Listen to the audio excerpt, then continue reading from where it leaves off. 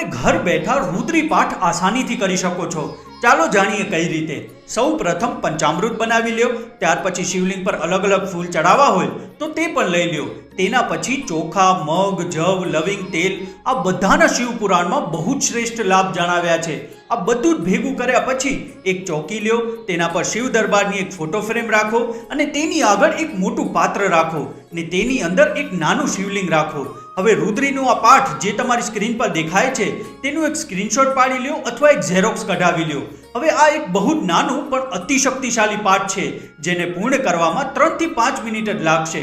હવે આ બધી વસ્તુઓ જમા કરીને શિવજીને નમન કરો અને તમારી કોઈ પણ ઈચ્છા હોય તો તે શિવજીના ચરણ પર મૂકીને તમને એક સંકલ્પ લેવાનું છે, જેમાં તમે આ પાઠ 1 વાર, 3 વાર, 5 વાર, 7 વાર અથવા 11 વાર કરવાનું પણ સંકલ્પ લઈ શકો છો। ત્યારબાદ તમે આ પાઠ શરૂ કરી દો અને આ રુદ્રી પાઠનું વાંચન કરતા કરતા સૌ પ્રથમ પંચામૃતથી શિવલિંગ પર અભિષેક કરો અને અલગ અલગ ફૂલ અને દ્રવ્યોથી પણ અભિષેક કરતા જાઓ। હવે ઘણીવાર એવું પણ બનતું હોય છે કે આપણને આ પાઠ વાંચતા વાંચતા અભિષેક કરવામાં થોડીક મુશ્કેલી પડતી હોય છે, તો તેના માટે તમે તમારા ભાઈ અથવા બહેનને બાજુમાં બેસાડો અને તેમને આ પાઠ વાંચવા આપો અને તમે ખાલી અભિષેક કરતા જાઓ અને જ્યારે આ પાઠ પૂર્ણ થઈ જાય ત્યારે એક દીવો પ્રગટાવીને શિવ દરબારનું પૂજન કરી લો અને બસ આ જ રીતે તમારું આ રુદ્ર અભિષેક પાઠ પૂર્ણ થઈ જશે।